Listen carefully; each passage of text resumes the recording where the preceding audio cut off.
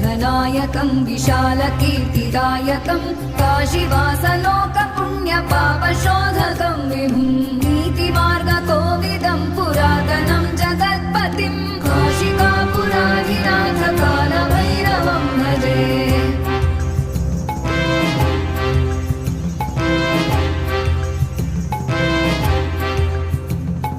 कालभैरवाष्टकं पठन्ति ये मनोहरं